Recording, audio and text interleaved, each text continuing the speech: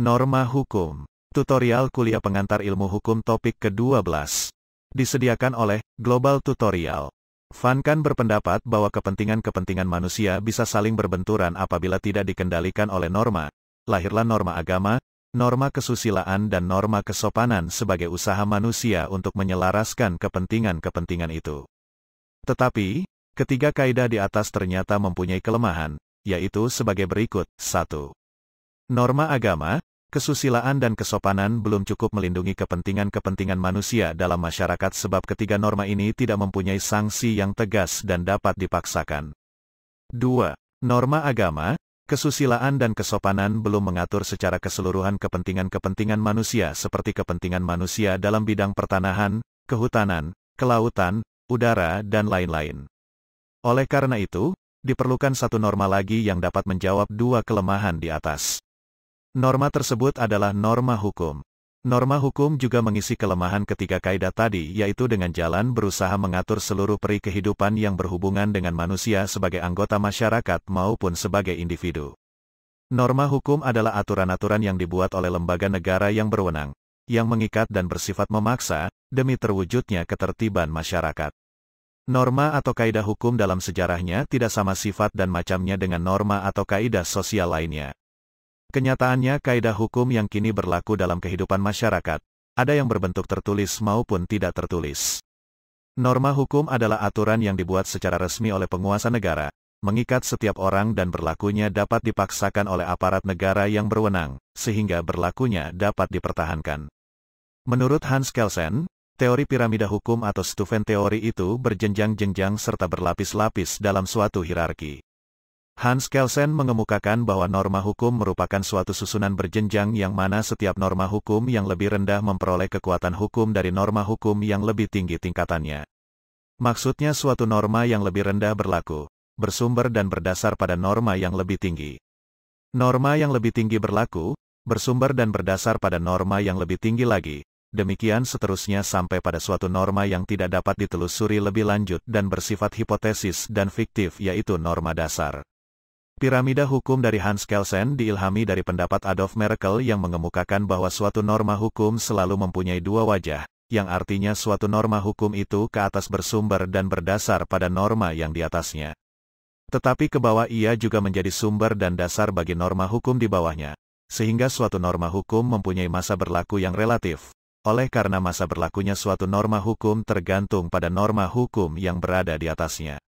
Menurut Hans Kelsen, hierarki norma hukum terdiri atas norma dasar, norma umum, dan norma konkret. Norma dasar terdapat dalam konstitusi, norma umum terdapat dalam undang-undang, sedangkan norma konkret terdapat dalam putusan pengadilan dan keputusan-keputusan pejabat administrasi negara. Teori ini juga memberikan amanat bahwa dalam setiap pembentukan peraturan perundang-undangan harus didasarkan pada aturan yang lebih tinggi, yang mana puncak dari piramida teori ini berakhir pada norma dasar. Norma dasar berperan sebagai sumber utama dalam pembentukan norma hukum serta peraturan-peraturan lain sampai ke tingkat bawahnya. Jadi jenjang hierarkis dimaksud bukan hanya sebatas pada susunan belaka, namun juga terkait dengan seluruh substansi yang hendak diatur dalam setiap jenjang peraturan harus mengacu pada ketentuan yang lebih tinggi. Hubungan antara norma yang mengatur pembentukan norma lain dengan norma yang lain dapat digambarkan sebagai hubungan antara superordinasi dan subordinasi, yang merupakan kiasan keruangan. Ini yang kemudian menyebabkan suatu hierarki norma terbentuk. Piramida hukum Hans Kelsen disempurnakan oleh Hans Nawiaski yang berpendapat bahwa selain norma itu berlapis-lapis dan berjenjang, norma hukum dari suatu negara itu juga berkelompok-kelompok, di mana kelompok norma hukum tersebut hampir selalu ada dalam tata susunan norma hukum setiap negara walaupun mempunyai istilah yang berbeda-beda ataupun adanya jumlah norma hukum yang berbeda dalam setiap kelompoknya. Berdasarkan teori tersebut, struktur tata hukum Indonesia yaitu 1. Norma fundamental negara. Norma hukum yang tertinggi dan merupakan kelompok pertama dalam hierarki norma hukum negara adalah norma fundamental negara. Norma fundamental negara merupakan norma yang tidak dibentuk oleh suatu norma yang lebih tinggi lagi, tetapi bersifat presuppose atau ditetapkan terlebih dahulu oleh masyarakat dalam suatu negara dan merupakan norma yang menjadi tempat bergantungnya norma-norma hukum di bawahnya. Berdasarkan sistem norma hukum negara Republik Indonesia, Pancasila merupakan norma fundamental negara yang merupakan norma hukum yang tertinggi yang sekaligus merupakan cita hukum. Pancasila yang dimaksud sebagaimana yang tertuang dalam pembukaan UUD 1945. Ini berarti pembukaan UUD 1945 merupakan norma dasar yang derajatnya tertinggi dalam negara, yaitu norma yang merupakan norma dasar bagi pembentukan konstitusi atau UUD termasuk norma pengubahannya. Carl Smith dalam teori keputusan melihat konstitusi sebagai keputusan politik tertinggi dalam negara yang disepakati oleh suatu negara. Maka dari itu, hierarki norma hukum yang merupakan stats fundamental norm yaitu Pancasila. 2. Aturan dasar negara, aturan pokok negara. Aturan dasar negara, aturan pokok negara merupakan kelompok norma hukum di bawah norma fundamental negara. Norma-norma dari aturan pokok negara ini merupakan aturan yang masih bersifat pokok dan merupakan aturan-aturan umum yang masih bersifat garis besar, sehingga masih merupakan norma hukum tunggal yang merupakan sumber dan dasar bagi terbentuknya suatu undang-undang yang merupakan peraturan perundang-undangan, yaitu peraturan yang mengikat secara langsung semua orang. Di dalam setiap aturan dasar negara biasanya diatur hal-hal mengenai pembagian kekuasaan negara di puncak pemerintahan, dan selain itu mengatur juga hubungan antar lembaga-lembaga negara, serta mengatur hubungan antara negara dengan warga negaranya.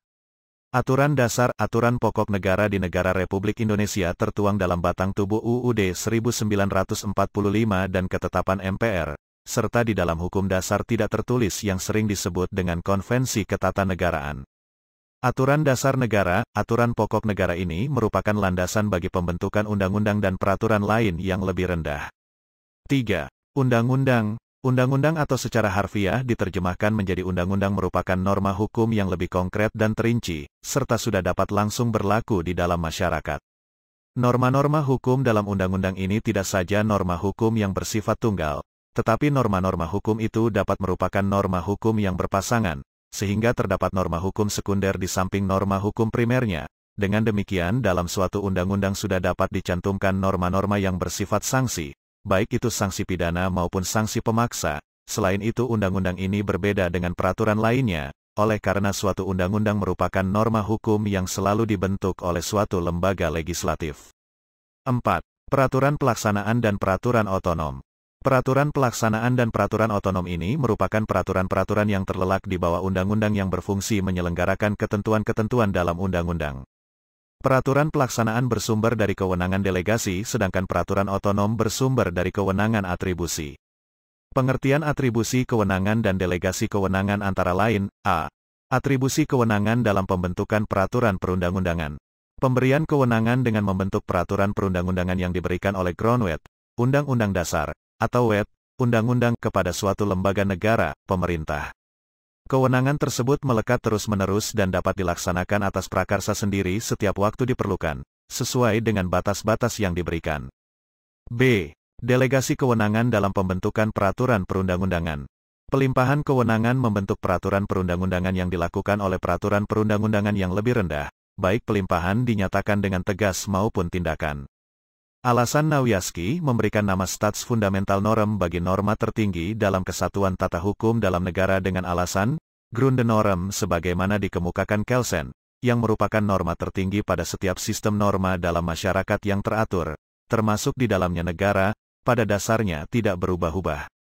Tetapi Nawiaski melihat bahwa norma tertinggi dalam negara mempunyai kemungkinan berubah. Dari segi tujuannya, norma atau kaidah hukum tertuju kepada menciptakan kedamaian hidup antar pribadi. Tujuan tersebut dikaitkan pula dengan tugas norma hukum, untuk mewujudkan kepastian, keadilan, dan kebergunaan. Artinya, setiap norma hukum itu harus menghasilkan keseimbangan antara nilai kepastian, keadilan, dan kebergunaan. Fungsi kaidah hukum adalah untuk melindungi kepentingan manusia atau kelompok manusia. Sudikno Mertokusumo mengemukakan bahwa tujuan norma hukum adalah untuk ketertiban masyarakat. Norma hukum bertugas mengusahakan keseimbangan tatanan di dalam masyarakat dan kepastian hukum agar tujuannya tercapai. Dalam arti sempit norma hukum adalah nilai yang terdapat dalam peraturan konkret. Norma hukum dalam arti sempit ini pada umumnya berubah mengikuti perkembangan peraturan yang konkret.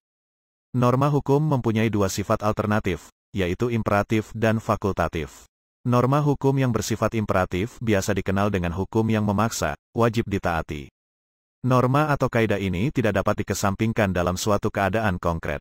Sedangkan, yang bersifat fakultatif dibedakan lagi antara norma hukum yang mengatur dan norma hukum yang menambah.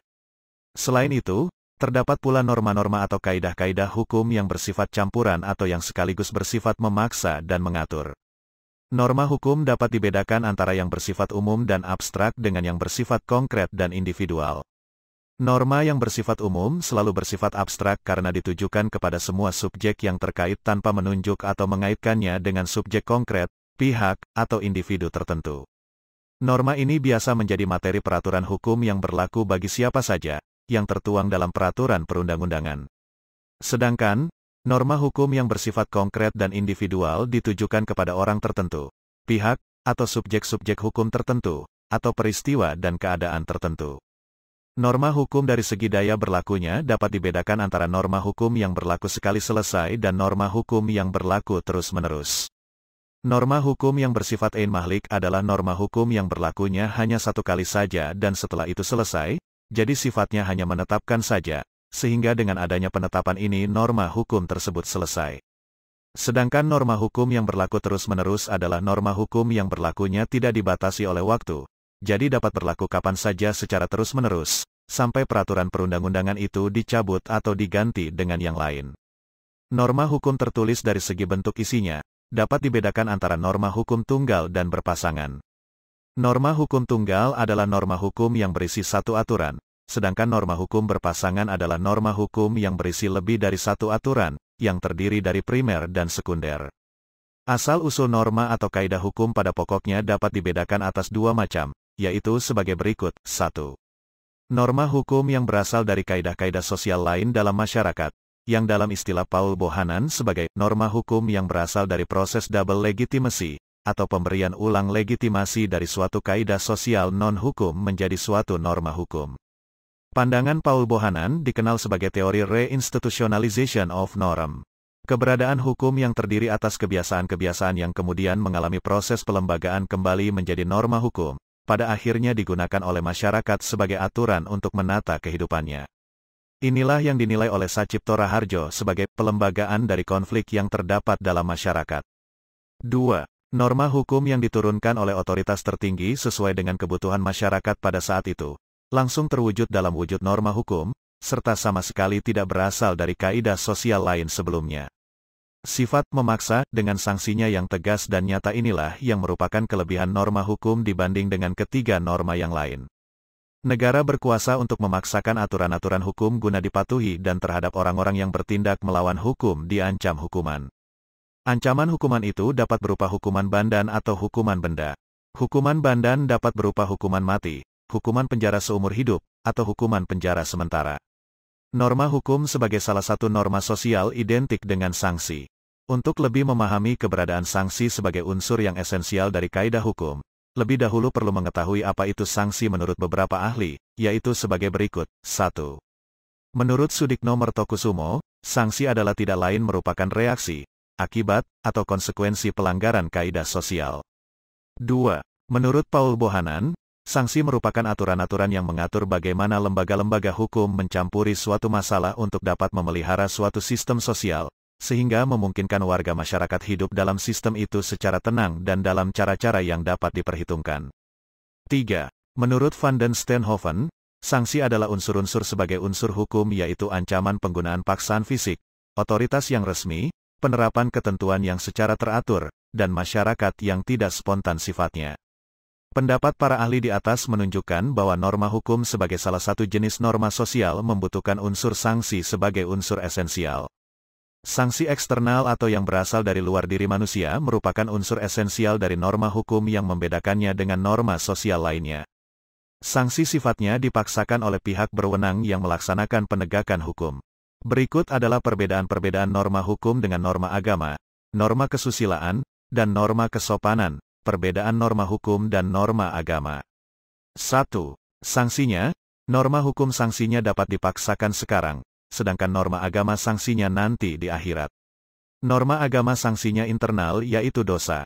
2. Asal-usulnya, norma hukum berasal dari kekuasaan dari luar diri manusia yang bersifat memaksa, sedangkan norma agama berasal dari Tuhan, kitab suci. 3. Isinya, norma hukum memberi hak, sedangkan norma agama tidak memberi hak. 4. Pelaksananya, norma hukum ada pelaksana yang memaksakan hukumnya, sedangkan norma agama tidak ada pelaksana yang memaksakan hukumnya. Perbedaan norma hukum dan norma kesusilaan. 1. Tujuannya, norma hukum itu ditujukan kepada masyarakat, sedangkan norma kesusilaan tujuannya untuk kesempurnaan pribadi orang tersebut. 2. Isinya, norma hukum memberikan peraturan untuk perbuatan lahiriah dari manusia, sedangkan norma kesusilaan ditujukan kepada kesempurnaan batiniah seseorang. Selain itu, norma hukum memberikan hak, sedangkan norma kesusilaan tidak memberikan hak. 3. Asal-usulnya, menurut Immanuel Kant, norma hukum asal-usulnya heteronom, sedangkan norma kesusilaan adalah otonom. Yang dimaksud dengan heteronom ialah atas kemauan dari luar dan dalam diri. Contohnya orang takut dihukum kalau dia melakukan korupsi. Sedangkan yang dimaksud dengan otonom ialah atas kemauan dari dalam diri orang itu sendiri. 4. Jaminannya, norma hukum memberikan jaminan dalam hal mempertahankan norma hukum itu sendiri.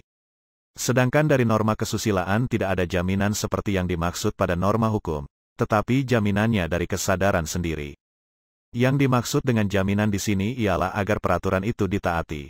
5. Daya kerjanya, norma hukum mempunyai dua daya kerja, yaitu, daya kerja atributif, ialah kekuasaan, hak dan daya kerja normatif, ialah kewajiban. Sedangkan pada norma kesusilaan hanya terdapat daya kerja normatif. 6. Sanksi, norma hukum sanksinya berasal dari luar diri manusia, sedangkan norma kesusilaan sanksinya dari diri sendiri. Van Apeldoorn selanjutnya membedakan norma hukum dan norma kesopanan sebagai berikut. 1. Norma hukum mempunyai kekuasaan untuk memaksakan paksaan, sedangkan norma kesopanan paksaannya datang dari tiap-tiap orang yang merasa untuk melakukan paksaan. Contoh, orang tua memaksa anaknya supaya taat kepada peraturan keluarga, tetapi dalam norma hukum paksaannya dilakukan oleh masyarakat atau alat kelengkapan pemerintah. 2. Ada sebagian dari peraturan-peraturan norma hukum yang tidak mempunyai upaya-upaya paksaan. Contoh, hukum antar negara, hukum internasional. Jika suatu negara melanggar hukum internasional, maka negara yang dirugikan tidak dapat memaksakan hukuman kepada negara yang melanggar. Hal ini disebabkan oleh adanya immunity sovereignty pada masing-masing negara. Norma hukum memberikan hak dan kewajiban, sedangkan norma kesopanan hanya memberikan kewajiban saja. Selain perbedaan, juga ada beberapa persamaan antara norma hukum dan norma kesopanan, yaitu, 1. Baik norma hukum maupun norma kesopanan ditujukan kepada manusia sebagai makhluk sosial, berarti ditujukan kepada masyarakat. 2. Norma hukum dan norma kesopanan merasa puas dengan perbuatan lahir dan tidak menanyakan sikap batin yang mendukung perbuatan itu. 3. Norma hukum dan norma kesopanan bersifat heteronom atau tidak dilihat dari batinnya. Keistimewaan norma hukum terletak pada sifatnya yang memaksa, dengan sanksinya yang berupa ancaman hukuman. Alat kekuasaan negara berdaya upaya agar peraturan-peraturan hukum itu ditaati dan dilaksanakan. Paksaan tidak berarti sewenang-wenang melainkan harus bersifat sebagai alat yang dapat memberi suatu tekanan agar norma hukum dihormati dan ditaati. Keberlakuan suatu norma hukum akan berakhir atau norma hukum menjadi tidak berlaku apabila norma hukum yang menjadi sumber atau dasar keberlakuan norma hukum tersebut dihapus ataupun diganti dengan norma hukum baru. Demikianlah materi topik ke-12 tutorial kuliah pengantar ilmu hukum. Channel Global Tutorial bermanfaat bagi siapa saja yang ingin menambah wawasan, termasuk mahasiswa perguruan tinggi negeri dan swasta manapun di Indonesia. Video tutorial juga dituturkan dan disubtitelkan agar dapat ditonton, dibaca sambil didengarkan. Jangan khawatir jika belum langsung paham. Untuk pemahaman yang lebih baik, putar dan dengarkan video ini berulang-ulang. Subscribe dan like, agar Anda mendapatkan update tutorial lainnya. Bagikan juga link video ini, agar teman lain juga mendapatkan manfaat channel ini.